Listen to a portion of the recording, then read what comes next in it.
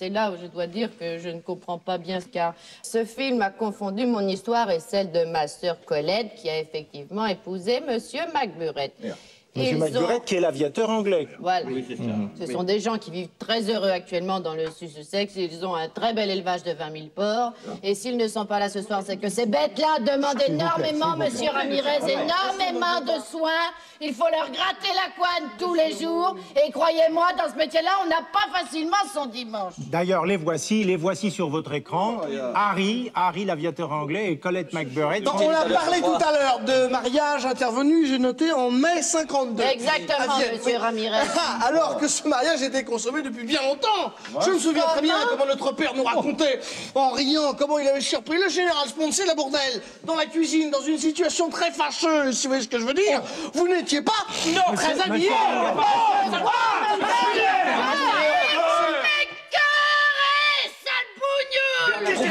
C'est tout trouvé, autre chose. J'ai pas besoin de trouver, c'est tout trouvé.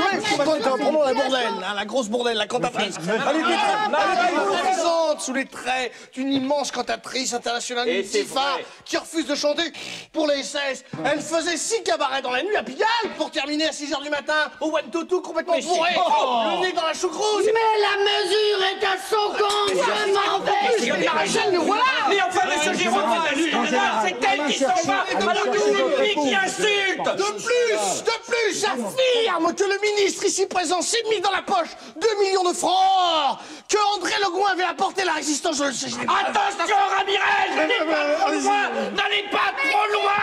Cette mascarade, vous faites un joli métier. Madame, vous avez tort de quitter. La presse est pourrie. Les absents ont toujours tort. Donne-moi les clés de l'audit. C'est toi qui les as. Mais non, crétin, c'est toi. Il ne pas partir. J'ai été mis en cause, monsieur Jérôme, j'ai demandé un droit de réponse. Mais ça suffit, monsieur Ramirez, ça suffit. Vous vous foutez du monde depuis trop longtemps. Je me demande ce que je fais ici. Attention, je vais crier très fort. Messieurs, est-ce que vous pourriez continuer ce débat dans le calme et dans la dignité? Je n'ai pas tout dit. Monsieur Ramirez, je sais que c'est super résistant, qui a étranglé de ses propres mains froidement le nain Enrique parce qu'il couchait avec Colette, sa sœur. Assez, c'est ignoble, c'est ignoble. Y a pas de mots pour dire ce que vous êtes, monsieur Ramirez. Y a plus de mots. Enculé. Monsieur Bourdelle, s'il vous plaît, restez correct. C'est trop qu'est-ce que tu viens de dire, espèce de décoloré? Je vais te dresser, moi, avant vous là. Monsieur, je vous en prie. Quelle salope de la part du gouvernement. C'est le mot de la fin, ainsi se termine cette émission.